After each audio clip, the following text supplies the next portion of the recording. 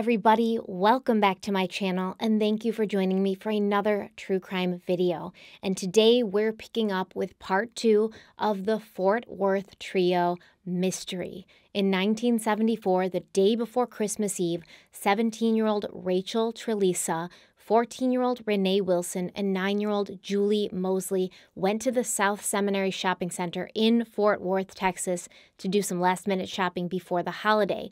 They'd planned to be back by 4 p.m. because Renee wanted time to get ready for a Christmas party she would be attending that night with her boyfriend Terry, who also happened to be Julie's older brother. When the three girls did not come home, their worried parents went to the shopping center to find them, but they only found Rachel's 1972 Oldsmobile Cutlass abandoned in the upper-level parking lot behind the Sears Automotive Center. So if you have not seen part 1 yet, I'll link it in the description box so you can watch that first, because 1 always comes before 2, and I obviously only just gave a very, very brief summary of what we talked about in part 1, but if you're all caught up and ready to go, let's have a word from the sponsor of today's video so we can dive into the case, and our sponsor today is Native. You all know what time of the month it is. Time to talk about Native, which is something I love to do. And if you've been with me for a while, or not even that long, you know I do love to talk about Native. Native makes personal care items like deodorant and body wash that are made with simple ingredients and that are cruelty-free, which is super important to me personally, and I know probably to a lot of you. I've been using Native's deodorants and body washes for years now. One of my favorite things about these products is the amazing scents that they come in. We talk about them for way too long. Well, I talk about them to you for way too long, and then you guys agree with me in the comments section. Native's products have the best scents. So I'm very happy to tell you that Native has just launched their new deodorant and body spray collection. And this is a new way to enjoy Native's delicious scents. And these sprays are so cool because they're perfect for using under your arms as a deodorant or all over the body. Best of all, they fight odor without any of the environmental guilt because the sprays use an ozone-friendly natural propellant, and they are packaged in a recyclable metal canister. They have everything that I love and that you love about their stick deodorant, just simply sublimated, which, fun fact, sublimated means a solid becoming a vapor. These sprays provide the same all-day scent protection and freshness in a cooling, light-as-air mist that dries on contact, giving you instant odor protection. And the best part is you can also use these as an all-over fragrance spray. They won't leave stains on your clothing or agitate your skin because they are made with just 6 simple ingredients. They're aluminum and paraben-free, they're vegan and cruelty-free, and they're available in all of your favorite scents like coconut and vanilla, cucumber and mint, eucalyptus and mint, lilac and white tea, sea salt and cedar, and sweet peach nectar, which is what I have here. I love the sweet peach nectar scent in general. I love it even more in this body and deodorizing spray. And I'm not going to go into too much detail, but I was in a compromising position with a man. And he said, "Oh my God, you smell so good. What is that?" And it was this, because I happened to have left the gym and I sprayed it on myself before I walked out of the locker room because I didn't want to, offend anybody on my way from the locker room to my car. And it just stayed with me all day long until I showered later that day. So these are absolutely amazing. And, don't forget that Native has more to offer. They also have amazing body washes, which are my favorite. I love their body washes. They have lotions. They have their regular stick deodorant. They have the regular deodorant in plastic-free packaging. They have so much. You guys have to check them out if you haven't already. And if you have already checked them out, you need to re-up and stock up on your Native stuff. So if you click the link in the description box right now and use my code StephanieH32, you can save 20% on your first Native purchase. This offer is available site-wide, but only for a limited time, so stock up and save. Once again, click the link in the description box and use code StephanieH32 for 20% off your first Native order. Thank you so much to Native for sponsoring today's video, and let's dive in. As I had mentioned at the end of the last video, the case of the 3 missing girls in Fort Worth, it went cold pretty quickly because no matter how many leads the Fort Worth Police Department followed, They never got off of that parking lot where Rachel's car was found abandoned on December 23rd, 1974. And for a long time, every December, the Fort Worth Telegram would print a story about the Fort Worth trio to keep their names alive and to bring updates about how the case was going and what the family members of the girls were doing. In 1994, the Fort Worth Star-Telegram printed their usual anniversary piece and talked about how the girls' families were still searching for answers. It was a short article, but in it, Rachel's brother, Rusty, and sister, Deborah, expressed their anger at the Fort Worth Police Department, who they believed had bungled the case from the beginning. Deborah said, quote, "We have a lot of anger and a lot of resentment towards the Fort Worth Police Department. They didn't run away, they vanished. We don't even care about prosecution. We want somebody to contact these families so we can put some closure on it. That would be the best Christmas present of all." End quote. But it seemed that the person who needed answers the most was Rachel's brother, Rusty Arnold. And in second place of people who needed answers the most was Renee's father, Richard Wilson. And in 2020, the two men sat down with a reporter from Fort Worth Weekly. And from that interview came a really great write-up of that case, and also a shockingly clear snapshot of what Rusty had been going through since his older sister had vanished. The reporter, Johnny Opping, starts his article off explaining that they'd all gone to a diner for lunch, him and Rusty and Richard Wilson. And within 10 minutes of being there, they all heard the hostess yell out, "Rachel, party of three." And this was obviously a little bit jarring, right? Because they're there to talk about Rachel, Trelisa, and the other girls. And then all of a sudden you hear Rachel, party of three, and Rachel, Renee, and Julie together make a party of three. And Johnny Opping, the reporter, he goes on to write, quote, "I had to admit it was an eerie coincidence, but Rusty reacted like he'd seen a ghost. Then it was like a switch had flipped. He was talking faster than I could take notes. He was jumping from theory to theory, leaving little time for follow-up questions or even the foundation of facts that I needed to make sense of them. Rusty's many stories involved trespassing and digging. He's searched land and water for what happened to those girls. His boat is called the Mary Rachel, his sister's given name. If there's a suspicious connection to one of those girls, then Rusty, who roofs house for a living, has probably looked into it." End quote. And I really did like the way this reporter put his article together because it does show a realistic picture of Rusty. Not just what Rusty probably would want us to see or think, but what he was actually going through and the way it had affected him. He'd basically become obsessed with finding out what happened to his sister. As Johnny Opping put it, the case had become Rusty's entire universe. Rusty estimated that he had probably looked into hundreds of theories, and he was working leads every single day. In 2018, Rusty had said, quote, "I wish I had time to work. I don't have a life anymore." End quote. Rusty even wrote a song about his sister Rachel, which included the lyric, "You weren't just my sister, you were my best friend. You taught me my first guitar chords with your guiding hands." In 1996, Rusty had gone through the Yellow Pages in an attempt to find another private investigator who could help him in his mission of finding the truth about what had happened to Rachel, Renee, and Julie, and he stumbled upon a man named Dan James. When Rusty and Dan connected, Rusty was pleasantly surprised to find out that the PI already knew a lot about the case, and he was just starting his investigative career and living close to the South Seminary Shopping Center when the girls had vanished in 1974. So it appeared that Dan James had sort of taken a personal interest in the case right from the beginning, and he had kept up with it, and he had made notes, and he had handled it as if he was, paid to investigate it. And over the next 30 years, he claims to have spent $30,000 of his own money and several hundred hours of his own personal time looking into it. When Rusty reached out to him in 1996, Dan James agreed to help, but reportedly refused to take payment. And in 1999, he even offered $25,000 of his own money as a reward for any information that led to the arrest and conviction of those responsible for the girls' disappearances. And according to Dan James, as he and Rusty dug deeper and began interviewing witnesses, they started ruffling some feathers, and Dan James began receiving anonymous calls warning him to stop looking into the case and even threatening his life.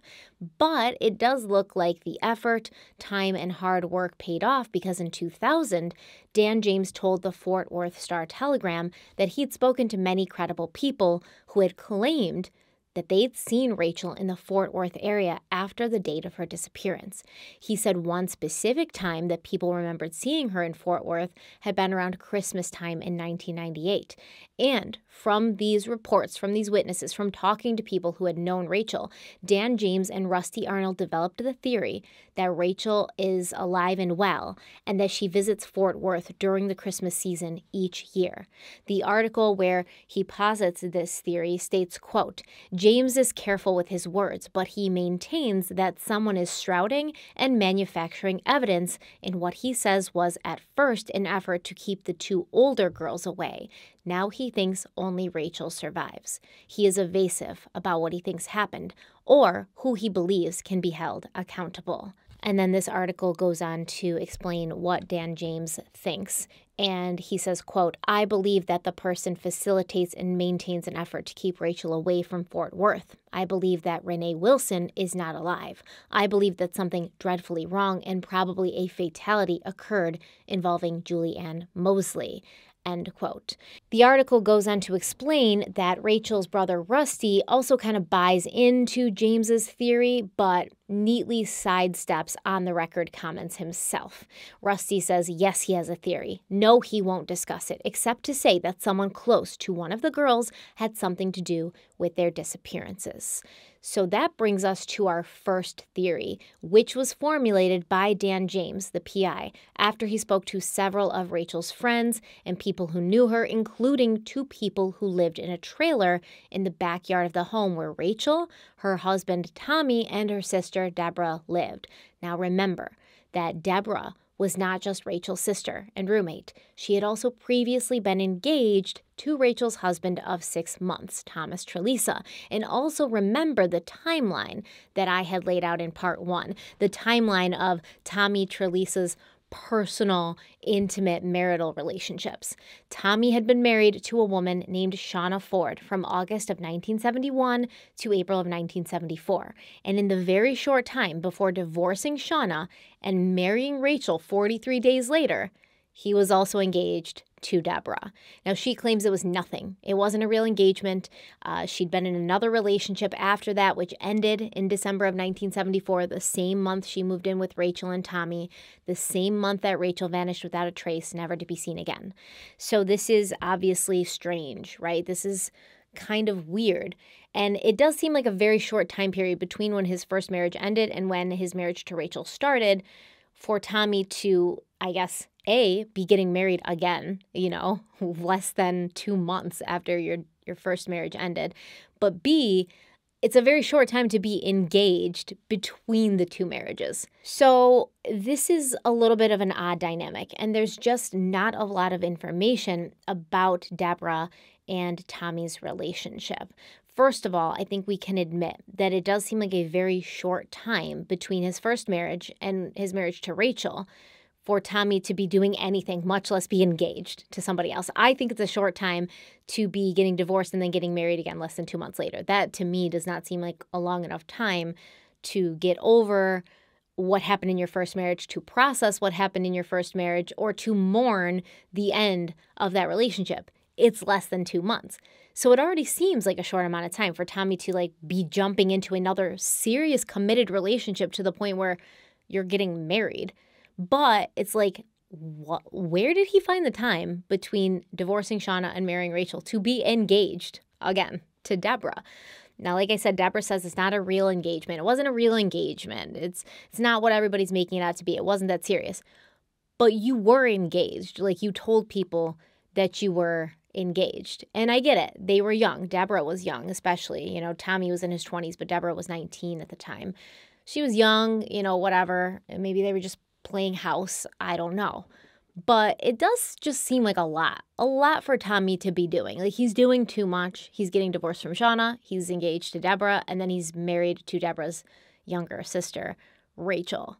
So what do you guys think about that? Does that seem normal to you? Because I don't like to say what's normal, but to me, that doesn't seem normal. It seems like Tommy just wants to always be in a relationship. Tommy always wants to be married. Tommy always wants somebody either with him or somebody to take care of him. And it doesn't really matter to him who that is. And even if it wasn't a real engagement, I think it's weird to marry somebody that your sister was just engaged to, or at least that your sister was like in a serious enough relationship with to say that she was engaged to him. I don't know.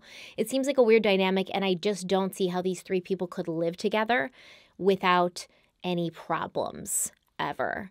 And that's kind of where Dan James's investigation brought him, because he had received reports in the weeks leading up to Rachel's disappearance that she, Deborah, and Tommy had been arguing quite a bit. And there were also reports of an argument between the three that had turned physical and that had happened at the bowling alley the day before Rachel had vanished.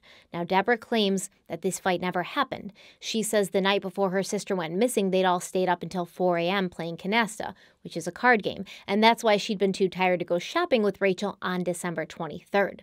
There were also rumors that while living together, Tommy and Deborah had been having an affair, and there was more rumors that suggested Rachel may have been having an affair or two herself.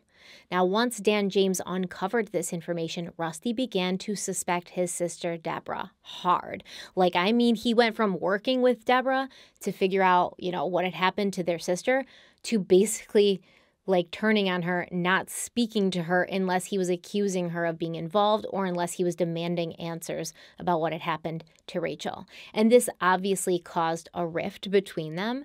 And this was a rift that their mother, Fran, blamed on Dan James. And she's, accused him multiple times of poisoning Rusty's mind, of being a bad person, of being a scumbag. Deborah's accused Dan James of being a scumbag.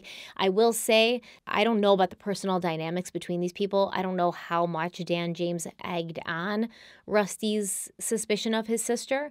I will say that in this article, Dan James seemed to kind of be also feeling that Rusty was going a little bit too hard. And in general, Dan James seems to be a normal person who doesn't, have malicious intentions. But once again, I don't know enough and there's just not enough out there. But from what I read about his personal life, his career, things like that, he seemed to be legitimate.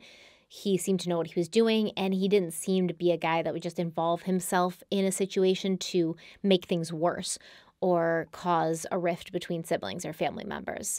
Now, Rusty, he says that James didn't poison his mind. He said he opened his eyes. And Rusty told Fort Worth Weekly, quote, "Dan James is the most decent man I've ever met," end quote. And in that same article that we talked about previously, where Rusty claims to have a theory about someone close to the girls being involved with their disappearance, his sister Deborah responded to that statement saying, quote, "I know he blames me. I know he thinks I had something to do with it. Rusty thinks this letter that Tommy got the next day, he thinks I wrote it. I didn't write this letter. I don't know who did it. I don't know what happened to my sister. Maybe white slavery? That's the only thing that makes sense to me. I have nothing to hide," end quote. Okay, so we're just going to quickly address the white slavery comment because I did not say it. She said it. And I personally have not heard that term used outside of a history book, in reference to the 19th century when white Christians were being sold into the Barbary slave trade. That is the most I've ever heard it used, historically. But so I didn't know what she was talking about it for. I feel awkward talking about this because I know people in the comments are gonna be like, "What? Well, how could you say that?" And everybody's gonna get triggered. Not everybody, but the people who regularly get triggered are gonna get triggered by it and blame me. They're gonna shoot the messenger. So I feel awkward having this conversation with you, but I looked it up, and I guess that this term can also apply to human trafficking, sex slavery, etc. And it's not about the race of the individuals being forced into slavery. I don't know why we would call it white slavery then, but I don't know. I just thought I'd address it. I'm going to address it. I'm going to leave it there for you. Wasn't my words. I wouldn't have said it. I don't know why she said it. Why didn't she just say human trafficking? Why didn't she just say that? But anyways, I thought I'd address it. I'm going to leave it there. Don't come for me. Basically, this theory about Deborah and Tommy being involved with what happened to Rachel, it really turned Rusty against Deborah. But it wasn't just Rusty who was suspicious of his sister. It seemed like some of the other parents, the parents of Renee and Julie, they were also not completely sold on the claim that Deborah had nothing to hide. Renee's father, Richard Wilson, also had suspicions that Deborah and Tommy had somehow been involved, saying, quote, "I got it in my head that him and Deborah were involved, and until the police find someone who stands up and tells me face to face I did it, then I'm going to have that on my mind. Quite a few parents died with that thought." End quote. Now, those parents who were suspicious of Deborah, along with Rusty, posted an open letter to Deborah in the paper, begging her to cooperate with the authorities and with the FBI and to take a polygraph if she had nothing to hide. "Dear Deborah," the letter read, "we read your statement in the Fort Worth Star-Telegram on January 9th, 2000. You indicated you had nothing to hide. If your statement is true, we beg and plead with you to fully cooperate with the Fort Worth Police Department and the FBI. Please complete the polygraph testing and answer all questions. Deborah, please keep in mind, you also have a sister missing. Respectfully, Rayanne Mosley, Rusty Arnold, Judy Wilson, and Richard Wilson." Now, in 2009, Deborah would post in a web sleuths forum that she had taken multiple polygraphs and she believed that her brother's confusion about her involvement in the case stemmed from years of drug and alcohol abuse, something she echoed in a letter to him written in 1999. Now, the whole letter has never been printed, but the reporter from Fort Worth Weekly did read it and he gave a summary in his article. And he said, quote, "The letter criticizes Rusty's inability to move on, points to the pain his obsession has caused their mother, and speaks to the trauma that she and Rachel endured at the hands of their father, reminding him of the bond the two sisters shared and the age difference between them and him. She cites an incident where she nearly died of a drug overdose. What did you do? You sent detectives to the hospital because you were afraid that I was going to die and believed that I had some information about Rachel that I might want to confess in my dying breath. Perhaps most notable, though, are Deborah's direct challenges to aspects of Rusty's own memory, which clearly became a part of his narrative long before I met him. Rachel didn't teach you to play guitar, Deborah wrote in 1999. I did. She didn't even know how. You have an uncontrollable need for things to be the way you need them to be, not the way they were." End quote. So there's a lot to unpack here. First of all, a lot to unpack. Damn. I like reading it out loud. I was processing it in a completely different way. So first of all, Deborah says she has taken polygraphs, and Rusty's confused about the fact that she has due to drug and alcohol abuse, which is fine. I get it. And I understand completely that both of these siblings may have turned to drugs and alcohol because of the loss they suffered, because of their rift, because of, having to go through the trauma of losing a sister and then having to go through the additional trauma of losing each other. What I will say, though, is if she has taken polygraphs with the police and with the FBI, I would hope that law enforcement at some point would have come out and publicly supported that statement because she has been under a lot of scrutiny. I would say that the theory of Deborah and Tommy being involved with what happened to Rachel and as a result what happened to Julie and Renee is probably the strongest one in the public mind. And if you ask me why it was the strongest one in the public mind, I would say it's because of that weird dynamic of them all living together and of Tommy being, engaged to Deborah and then married to Rachel. And also because of that letter, right? That letter that apparently Rusty thinks Deborah wrote. That letter that just is kind of one of these things is not like the other and stands out completely. So I will say that if she had been cooperating and if she did take polygraphs, I would have hoped that the police would have come out and cleared that up and let the public know that. And as far as I could find, they haven't. Now, I'm not saying she didn't do these things. I'm just saying nobody in law enforcement, no official has ever confirmed that she did. And then she talks about how she, had a drug overdose and she was in the hospital. And her brother, instead of, checking on her or visiting her to make sure she was okay or to visit her and tell her he was happy that she was alive and he loved her, he sent the police to her hospital room in case she died and wanted to confess something about Rachel. And that is, I can understand completely that she would be very, very, very hurt by that. It's hard to imagine siblings doing something like that to each other. And I'm not saying that Rusty's wrong for it. I think that he truly believed for a long time that she was involved. So I'm not saying that he was wrong for that, but I just think it's a bad situation all over. And she also says something interesting there, like, I taught you to play guitar. You wrote this beautiful, heart-wrenching song about Rachel, your sister, your best friend. She taught you how to play the chords of a guitar with her own guiding hands. I taught you to play the guitar. I know how to play the guitar. Rachel didn't. So basically, Deborah is sort of alluding to the fact that Rusty has almost created a false narrative around Rachel, which we see sometimes, right? We see this in, on a smaller scale or a more relatable scale. We see this with breakups, with relationships. Somebody's dating someone else and that other person is kind of a dick and not perfect at all and has their faults. And then they break up and all of a sudden the person who got broken up with is over here like, man, I miss them. They were so perfect, They were so nice to me. They had so many of these great characteristics and these great shining qualities. And then they forget all the stuff that wasn't perfect about their ex-boyfriend or girlfriend or partner. They forget all of the stuff that this person did to hurt them or to make them feel less than. And they sort of just remember only the great qualities. And sometimes they'll like world build or fantasize about who they thought this person was instead of remembering accurately who the person was. So I think that makes sense. Rusty may have been doing that. He was only 11 when Rachel, disappeared. And it's very common for young children, especially at that age, who go through trauma to escape into a fantasy of some kind, to create a softer, happier, less negative picture of whatever it is that's going on in their lives. It's an escape mechanism. It's a defense mechanism. So it makes complete sense. But if what Deborah is saying is true, and she's the one who taught him how to play guitar, that is even more sad. It's even more sad in general. It's just a very sad thing to see happen. And even though Deborah thought that private investigator Dan James was a scumbag, for his part, I will say he did support her on this point in the same article, saying that Rusty had an oddball assessment of Rachel and her character. Rusty had this angelic image of Rachel that contradicted what James had found out through his investigation. He said that Rusty focused a lot on his other sister Deborah's troubled childhood, but Dan James had discovered that Renee and Rachel were both caught up in the same bad crowd that Deborah ran with. And so basically Dan James is saying, yeah, Rachel was not perfect, but Rusty chooses to not remember that aspect of it.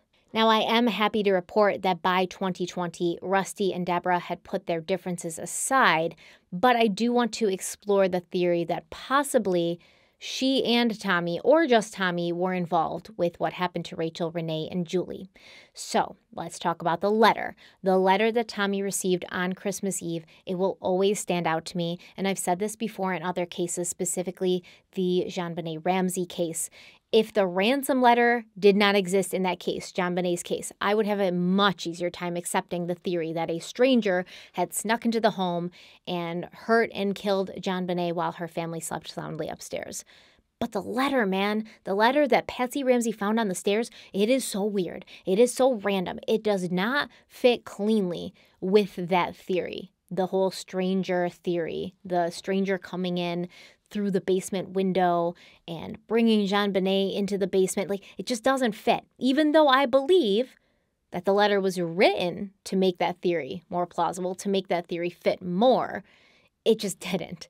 And in this case as well, I feel the exact same way. I believe the letter was written to make the runaway theory more believable, but it makes it less believable for me. So let's go over the problems with it. The handwriting on the envelope seems different from the handwriting in the letter, slightly, but it definitely seems different. And it looks like whoever signed Rachel's name accidentally wrote it with an E on the end instead of an L, and they had to write the letter over to make it look more like an L. Renee's father, Richard Wilson, said he was always skeptical that the letter had come from Rachel, especially considering how fast it was delivered between the time of the disappearances and the time when the letter arrived. And he's also been suspicious about that smudged zip code. But Richard Wilson said, quote, "Back then, the post office wasn't near as fast as it is today." End quote. In 1978, Fort Worth detective George Hudson told the Star-Telegram, quote, We sent that letter to the FBI 3 times. Each time they asked for more samples of her writing. We sent stacks of things she had written." End quote. Yet all the FBI's attempts to verify whether or not the Christmas Eve letter was written in Rachel's handwriting came back inconclusive. And this has always made me feel weird, right? It's always made me feel that the handwriting is probably not Rachel's, but it's close enough to Rachel's to confound the experts. And then I started thinking about myself, my own life, my own handwriting. And I was wondering if anyone I knew would be able to mimic it well enough to confuse the FBI. And then I thought about my little sister, Samantha, whose handwriting always resembled mine to a point. And then I wondered, is there some genetic or environmental factor at play that makes the handwriting of siblings more similar than a stranger? So for instance, if you looked at samples of my handwriting and compared them to samples of my sister's handwriting as opposed to samples of some random woman on the street's handwriting, would Samantha's handwriting look more similar to mine than the random woman on the street? And unsurprisingly, because they research and study everything these days, I found a 2018 research article in the Journal of Forensic Sciences and Criminal Investigation that explored this exact same question. Now, the whole concept of handwriting examination is based on the fact that no two people can write exactly alike. And even though two people may have similarities in their handwriting, there are always going to be variations that these experts are able to identify. The research article states, quote, "These variations are used to establish individuality among the unknown authors, although some individual characteristics are believed to get inherited from one generation to another generation among the close genotype family members. The inherited traits within a family are taught to write under similar circumstances by the same parents and teachers. Moreover, if both siblings fall under the similar age group, they also learn to write by imitating each other's writing habits, which may be influenced by any particular writing style. Therefore, during the development of maturation of handwriting in the early phase of life, similar characteristics are observed in most of these cases." End quote. So basically, yes, two sisters are very likely to have similar handwriting, especially if they're closer in age, and Deborah and Rachel were just 2 years apart in age. And there's a lot of reasons why, because as the article stated, some of this is genetic, it's just passed down, and some of it is environmental. So because Deborah and Rachel were so close in age, they're going to be taught how to write the same by their parents. They're also going to have some of the same teachers teaching them because they're not going to school 7 or 10 years apart. And outside of all those factors, they're going to be exposed to each other's handwriting far more than they would be exposed to like the handwriting of a stranger, especially then in the 70s when it was just common and the only way really to communicate with other people. It was, you had to write things out. So what you would see is maybe they're, keeping journals or diaries. And maybe Deborah and Rachel, who each have their own journal or their own diary, share those writings with each other. Or maybe they just read each other's diaries. Maybe they're sending each other notes. I mean, my sister and I used to send each other notes. Like in the house, we had a little mailbox and we would put the notes in there for each other. And we were 7 years apart, so we weren't even that close in age. Maybe they were doing their homework together, things like that. So they'd be exposed to each other's handwriting more. And by default, their handwriting styles would sort of like meet in the middle.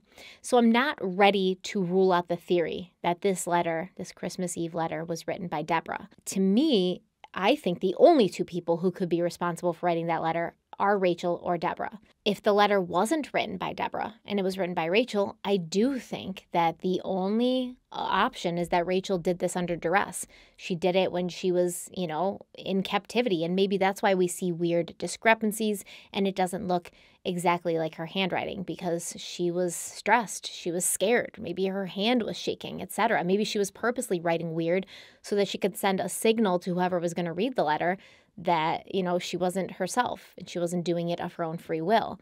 There's also a theory that Rachel may have written the letter itself at a different time, which is why the envelope and the letter look different, right? There's slightly different handwriting. The envelope's written in pencil and the letter's written in ballpoint pens, so different writing utensils was used for these letters. So basically the theory goes is that Rachel wrote this letter to Tommy at some other time for some other reason. Maybe she had taken off before and he held on to it and then like sent it to himself after to sort of suggest that she had done this again, but for the first time, to suggest that it was a letter Rachel had written that day or that year, not previously, if that makes sense. But that would also mean that whoever did this would have to know that Rachel was going to the shopping center that night.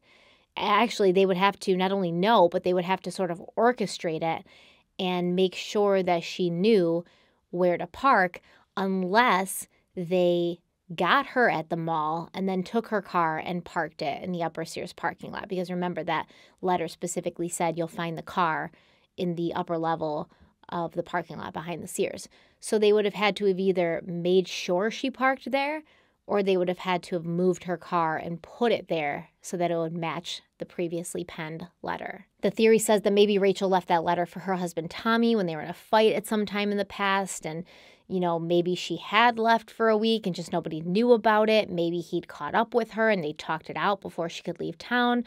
Either way, if that's the case, maybe it was Tommy who had suggested that Rachel go to the shopping center that day. Maybe that's why his son Sean staying with them for Christmas had been so last minute, because Sean hadn't been, staying with them for Christmas, but all of a sudden Tommy needed a reason or an excuse of why Rachel had to suddenly go to the mall, because obviously Sean would need Christmas presents, so like, I'm going to need you as my wife to now go to the mall and make sure that there's enough presents under the tree for my son. So I need you to go shopping today. Now, these are just theories. Allegedly, this could have happened. Okay, I'm not saying that it did. These are theories. Don't come for me, Tommy. Another theory is that maybe Rachel's father, Raymond Cotton Arnold, could have been involved with her disappearance. It has been well documented and reported that both Rachel and Deborah were afraid of their father because he could have a violent temper. Now, Cotton ended up passing away 6 months after Rachel, Renee, and Julie went missing. He died from stage 4 terminal cancer.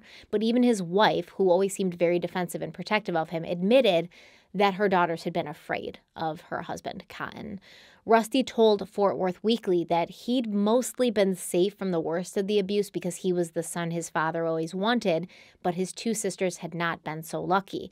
And he said, quote, "He was very abusive to the girls. I'd seen him whip Deborah so hard that she had blood running down her legs," end quote. Rusty also remembered his father putting a gun to his mother's head in front of all 3 children and threatening to kill her. While private investigator Dan James was investigating the disappearances, he claims he turned up evidence that Cotton was having sexual relationships with multiple young girls, and Cotton may have even been sexually abusing his own 2 daughters. And James theorized that when Rachel went missing in 1974, she'd been 6 to 8 weeks pregnant, and there was a possibility that her father was also the father of her baby. And if Cotton had fathered Rachel's baby, he might have had an interest in making the whole messy situation disappear. Now, the PI, Dan James, did cite certain medical records that he claimed he had come across, which proved the pregnancy, but he never revealed them to the public. I will say, though, there is evidence that Dan James, told this to the task force that was working on the case. So he basically said, I have this information if you need it. And once again, the police have been very tight-lipped on this case, which is weird because it's been almost 50 years of being unsolved. They're still like really keeping things close to the chest. But once again, they've never confirmed or denied that what Dan James is saying is true or false. Basically, if the police have this information, they aren't saying it. They haven't revealed it. Now, the case was reopened in 2001, and at that time it was assigned to a new lead detective, Tom Bocher, who spoke to the public during a press conference in March. At that time, it was announced that police had been combing through evidence since the previous January, and they'd reached out to about 70 witnesses. They'd even located about 20 new witnesses, and some of these new witnesses had also claimed they'd seen the girls at the mall that day. It was also revealed that police had collected DNA evidence in the case, and Bocher said that with the new witnesses and with the DNA evidence, he was hoping for a better outcome, although he wouldn't elaborate on the DNA evidence, such as where had it been found, what kind of DNA was it, had it been processed, was it a partial DNA profile, was it a full DNA profile, have you been able to rule anybody out because of this DNA profile? Once again, why police, Fort Worth police, are you being so quiet about this case of 3 missing girls who have been gone for almost 50 years? when you have DNA and we're in a place and a time and technology where you can easily get a profile from that, put it through a system, a genealogy system, find like living relatives. Like, why aren't we doing that? Why aren't we talking about it to this day? Why are we not talking about that? And why haven't they revealed more information about it? I kind of feel that they haven't revealed more information about it because the Fort Worth police did botch the investigation early on in 1974. And to reveal what they knew or what that DNA led to would also reveal the inadequacy of that investigation and maybe how that investigation could have solved this case early on. But because they were sort of like not doing exactly what they should have been doing and not following up on every lead like they claimed they were, it went unsolved. And to kind of illuminate this or elaborate on what I just said, one of the witnesses that had been talked to in 2001 by the new task force, or at least the new detectives on the case, his name was Bill Hutchins, and he'd been a Fort Worth police officer working part-time as mall security at the Sears store in 1974. And Bill claimed that on the evening of December 23rd, he'd seen 3 girls with another young male security guard inside that security guard's pickup truck. So the younger security guard's pickup truck, not Bill. Bill saw the 3 girls, who he says are the 3 missing girls, with this other security guard in his truck. And Bill said that at the time, everything seemed normal. The girls seemed at ease. They were laughing. They didn't seem scared or anything. And he'd actually phoned in his tip at the time after the girls went missing, but he said the police never contacted him. And so he assumed that his information wasn't helpful. That is until 2001, when the new police officers on the then cold case did reach out. Now, the police claim that this young male security guard, of which Bill Hutchins speaks of, he's been located and questioned, and he denied seeing the girls that day. Okay, like what? Like, this is pissing me off, right? Because Bill Hutchins was not contacted in 1974 when he saw it, when he phoned it in. And the police are saying, yes, we've talked to this guy, and he claims to have no knowledge of what happened to the girls. That doesn't mean that they weren't with him. That doesn't mean that he does actually have knowledge of what happened to the girls or of the case. It just means he's saying he didn't, but maybe if you talked to him in 1974, you would have been able to prove his alibi, or you would have been able to disprove his alibi, or you would have been able to sort of, I don't know, find something out, maybe actually look in his truck for evidence of whether the girls had been there or not. But when you talk to him like over 20 years later, over 30 years later, and he's like, yeah, I have no idea what you guys are talking about. I didn't see those girls. I don't know those girls. Like, how are you going to prove that he's being honest or dishonest? How are you going to prove that he's wrong or right about that? It just doesn't make any sense. So honestly, this security guard that Bill Hutchins claims to have seen the 3 girls with that night, it's a very good lead because 2 other witnesses have reportedly come forward, also indicating that they saw the missing girls in his truck. And then we have that elderly woman back in the mid-70s who it was reported had told 3 employees of the mall that she'd seen those 3 girls in a truck, in a pickup truck, being forced into the truck by like one man, and there was another man inside the truck. So we have a lot of stories that kind of revolve around a truck and a man, or a truck and 2 men. But either way, why was it not followed up that extensively back in 1974? In 2001, the police were saying that they believed the girls had left the mall with someone they knew that day and encountered foul play. And Detective Tom Bocher said, quote, "We can say that they were at one point seen with one individual, but we believe there was more than one involved. The case has so many possible suspects, but there hasn't been new information, and it's still an active and open case." End quote. The Fort Worth PD did claim, however, that they had narrowed the list of persons of interest down to just 5 names, but once again, we don't know who those 5 names are, what kind of like relation they had to the case, what kind of relationship they had to the girls. We don't know anything about them, even though we're going on 50 years of this case being cold. Now, in 2017, Detective Jeremy Roden of the Cold Case Department became responsible for the case, and he told Fort Worth Weekly that it was taking a lot of time to catch up and piece all the information together. Roden said, quote, "So many detectives have actively worked on it. I don't have one roadmap. I have about 7, end quote.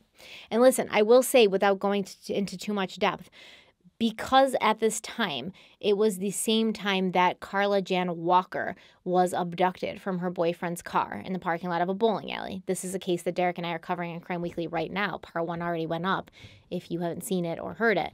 But because it was happening at the same time, a lot of the police attention was going towards Carla Jan Walker's abduction because her boyfriend had literally seen her get stolen from his car. You know, he had seen her get abducted, whereas the Fort Worth trio, they could have still been runaways at the time. And, you know, for a long time in 1974 and 1975, they were considered to be runaways. So a lot of the police attention was diverted to Carla Jan Walker's case and away from actually tracking down any viable leads as far as the Fort Worth trio goes. And there was a detective who was working on the Carla Walker case who also worked on the Fort Worth trio case. And I will say that I know for a fact this detective, whose last name, I think his name was like Oliver Ball, but he had some information and he had gotten some information and some tips in the 70s about Carla Walker, and he just never did anything with it. So there was a letter that he received from someone who said that they knew what happened to Carla Walker. And he just didn't, I guess, show it to anybody or do anything with it. And it surfaced, you know, so many years later, like in the 2000s. And then using that letter and obviously other technology that we got as time went on, the police were able to solve Carla Walker's case. So I wonder if there was something similar in this case that this detective, I think his name is Oliver Ball. I know for a fact his last name is Ball. But this Detective Ball, maybe he kind of let it go unnoticed. Maybe he forgot about it. This wasn't a time where they had computers. Things were less easily cataloged. Maybe the call from Bill Hutchins about the security guard was taken by Oliver Ball or Detective Ball or Police Officer Ball, whatever the hell his name is. And he just conveniently or inconveniently forgot to bring it to anyone's attention. But if that's the case, how many more leads were just kind of left to fall through the cracks? How many more pieces of evidence were left to fall through the cracks? It's a really compelling question, I think. The connection between the 3 missing girls in Benbrook Lake in Fort Worth began in 2018 when Rusty Arnold, Rachel's brother, was following a lead and looking into a person of interest who he wouldn't reveal any information about, besides to say that the person lived within 5 miles of the lake, and this person had reportedly gotten rid of his vehicle shortly after Rachel, Renee, and Julie had gone missing. And this caused Rusty to wonder if maybe the vehicle had been disposed of in the lake, and maybe there would be evidence inside of it that might connect the person of interest to the missing girls. Rusty felt that the bodies of these girls might even be in the trunk because everybody had looked all over for the girls, not just the girls, but for their bodies. They dug and they looked in water and they'd, gone everywhere, and they really couldn't find them anywhere. So at this point, Rusty was like, where else could they be? Maybe in the vehicle that had been used to facilitate in their abduction. So Rusty had created a website and a Facebook group that was dedicated to the Fort Worth trio, and in August of 2018, he announced that they had raised $10,000 in order to pay divers to pull the 3 vehicles that had been seen using sonar on the bottom of the lake, pull them out of the lake, right? So a couple years before that, just to clarify what I just said there, a couple years before that, Rusty had gotten some people to donate their time, and they had gone out in a boat, and they had kind of searched the lake bottom for anything that looked weird, a body, a huge car. Cars shouldn't be at the bottom of lakes, and they found 3 cars, but then they couldn't just say, okay, we found them, let's go and bring them up. You need equipment, you need experienced divers, people who know what they're doing. So they had to raise the money to pay to have this happen. On the shore at Benbrook Lake, divers were ready to brave the murky deep, searching for concrete answers. We're going to bring those cars up. We're going to put this part of it to rest, whether they're there or whether they're not. Rusty Arnold was just 11 years old when his big sister Rachel disappeared. This is just a hunch. It's all it is. Rusty believes the answer may be here. There's 2 vehicles over there. 3 cars found in Benbrook Lake, they say, have been there since the late 70s. Next month, they plan to pull them out and look inside. I think we all know what I'm hoping to find. We're hoping to resolve this matter. put it behind us. On a boat named for his sister, Rusty took us to watch the dive team work. That's all the fancy equipment. Julianne's sister, Janet, on board too. We're going to run sonar. We're going to run a zigzag pattern. 6 divers talking by underwater radio with just a few inches of visibility. Dark water. You can't see anything. Everything is done by feel. They successfully tied a buoy to the last car. To make sure when we come back to pull these cars that it'll be easy to find them. Fort Worth police tell us this is an active case, but they are not involved in this search. They've told Rusty that there is no link between Benbrook Lake and this case, and they say trying to recover these cars is dangerous and unjustified. You think we don't know that? You don't think we know this is dangerous? Come on. Rusty knows the doubts, but this is the search of his life, and he will not stop. And it will continue until there's not a breath left in my body. Or we find out what happened. I think we're going to find out what happened first. In September of 2019, the first car was pulled up. It was a 1960 Corvair that didn't have any connection to the missing persons case. There was nothing found in or on the car that tied back to Rachel, Renee, and Julie. In October of 2018, they pulled up another car, but this one was a 1976 Lincoln Continental, and obviously that car had been made 2 years after the girls had gone missing, so how could it have been used in their abduction? And in 2019, the dive team attempted to bring up the third car, but it had become so rusted from years in the lake that it started falling apart as it was lifted. As it started to come up, it started coming apart. The back part of the car started, I could feel it, because that's how I was traveling around the car trying to find Jeff. And then that's when I felt that stuff pop up, and that's when something hit me in the side. And that's when I said, we're not doing this. And I pushed myself away from the bag, swam away. That's when I took off the surface. I'd rather not know what's in those cars than have one of my divers or one of the dive team get hurt or killed. We've taken it as far as we can go. Unfortunately, we couldn't get the car out. But not just the dive team, to me, their family. And they've done a wonderful job. I'm just so proud of them. Each and every one of them are just like brothers to me. I just can't thank them enough. Tell you how much I love those guys. And then in 2022, a high-profile Fort Worth case from 1971 was solved, giving Rusty hope that he would soon find out what had happened to his sister as well. Melissa Highsmith was just 21 years old when she was abducted from her Fort Worth home by a babysitter. Melissa's mother had recently been separated from her husband, and she was working a lot as a waitress at a diner. So she had placed an ad looking for childcare, and a woman who said her name was Ruth Johnson answered this ad. The babysitter, Ruth Johnson, claimed, listen, I can't meet with you because I have other things to do, but just trust me. I have a big yard. I take care of a lot of other kids. Your daughter will be super happy and safe with me. And because Melissa's mother was so busy and just trying to survive, she agreed to hire this woman sight unseen. And this woman arrived to pick Melissa up wearing nice clothing and white gloves. And it wasn't even Melissa's mother who was there to do the handover. It was Melissa's mother's roommate or friend who was there because, once again, Melissa's mother was working. And once this woman in the nice clothes and the white gloves came to get this little baby, Melissa, she was never seen again, at least not until over 50 years later in 2022.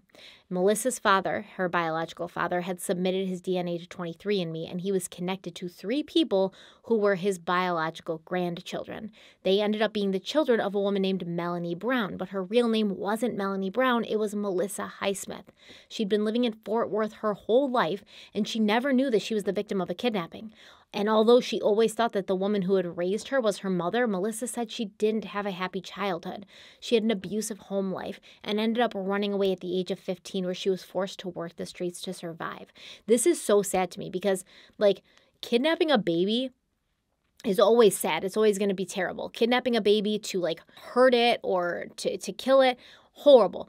But kidnapping a baby because you want a baby and you're so sad and you just feel like you want something to love, obviously that's still not right, but at least you know that that kidnapped child isn't going to suffer.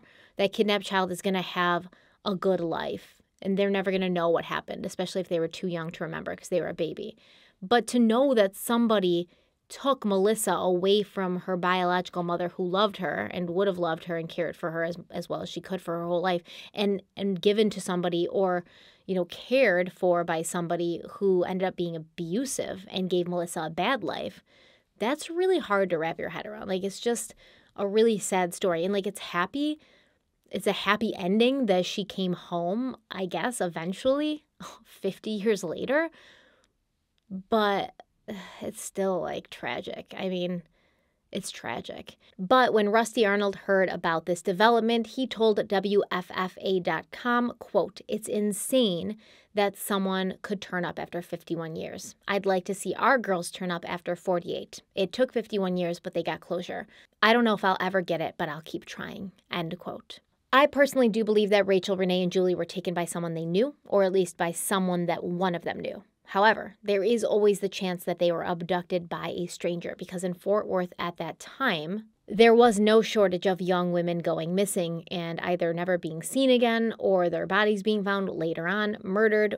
Derek and I talked about this a lot in the podcast, at least in part 1, when we were referring to Carla Walker and just the incredible amount of young women around that age, around the 17, 18, 19, 20, 21, 22 age, that just started going missing and turning up dead in Fort Worth, to the point where the papers were talking about it, to the point where the papers were like, there's got to be a serial killer or something in Fort Worth, because there's just too many young women going missing and then turning up dead, and in the same way, strangled, sexually assaulted, things like that.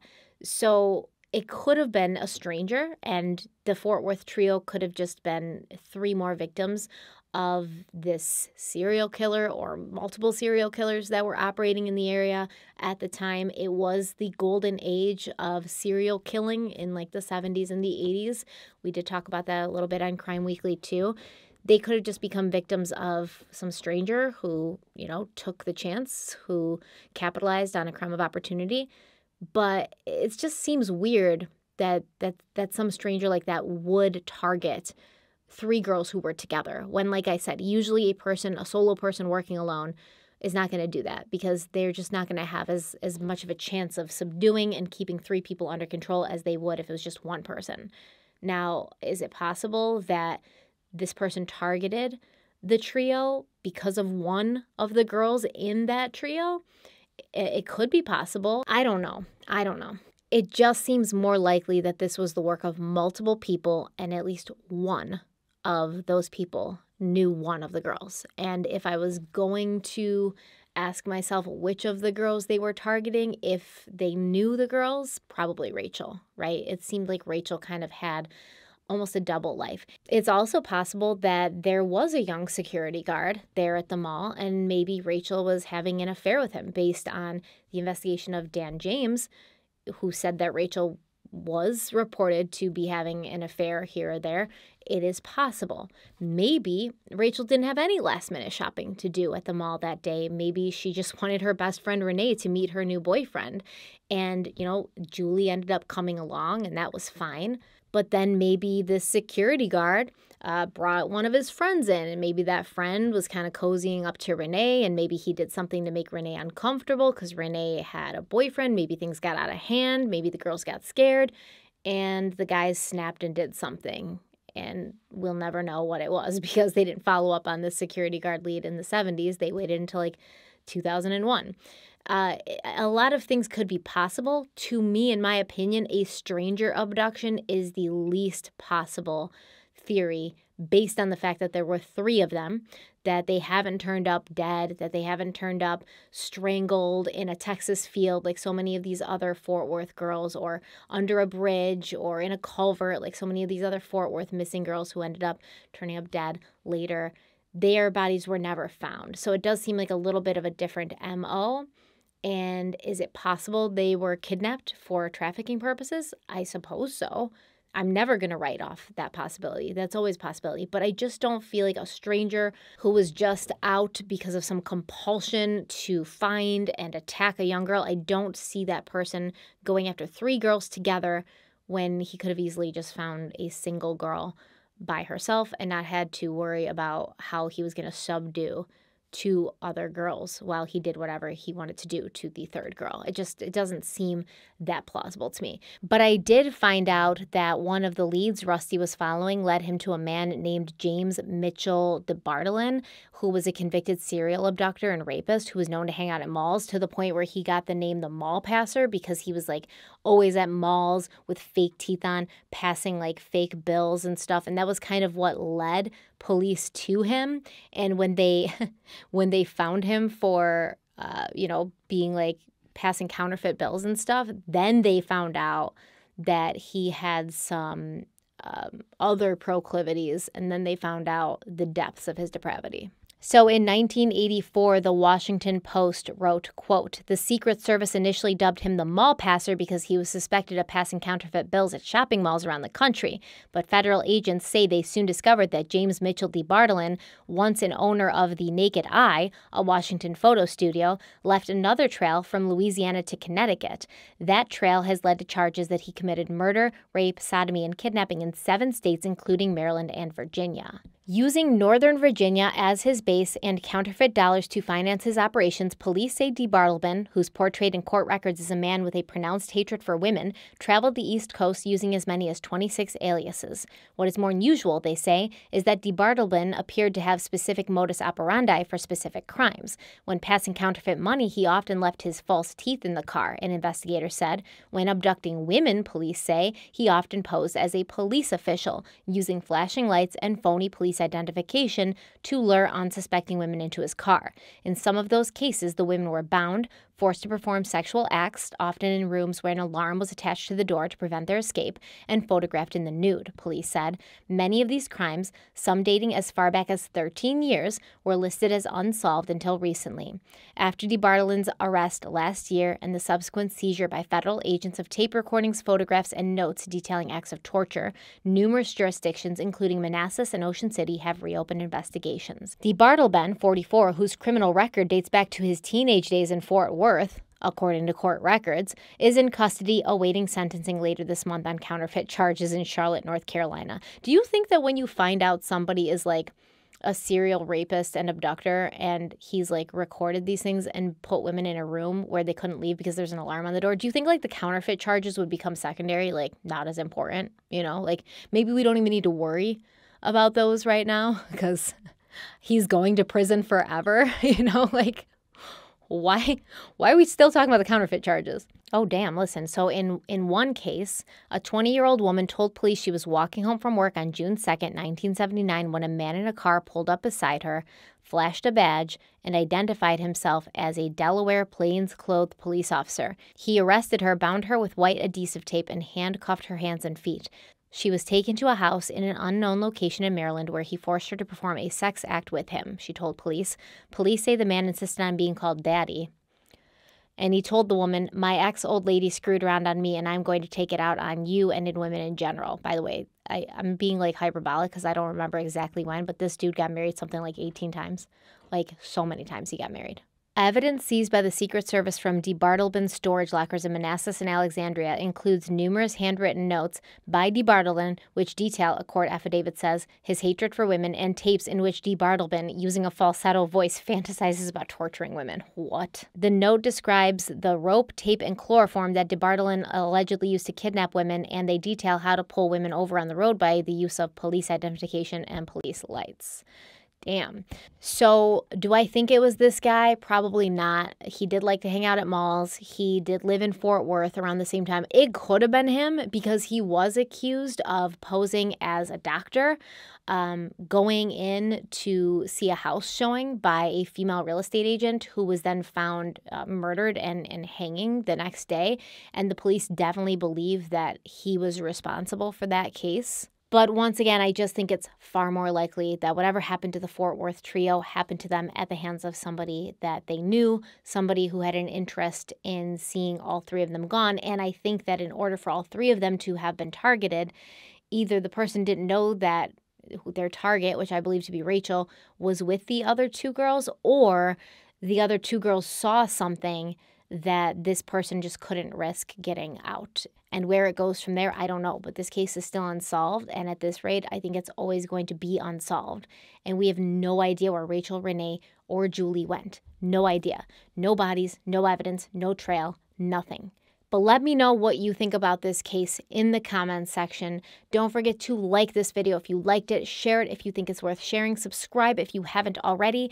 Check out the description box for links to my social media, Twitter and Instagram. Also, you can find links to my podcast, Crime Weekly, with Derek Levasseur, who I have referenced several times in this episode, specifically because we are covering a parallel case at this moment. Also, you can find links to my coffee company, Criminal Coffee Company. So good, it's criminal, literally the best coffee you will ever have. And we now have K-Cups. How exciting is that? Thank you guys so much for being here. Stay kind, stay beautiful, stay safe, and I'll see you very, very soon. Bye.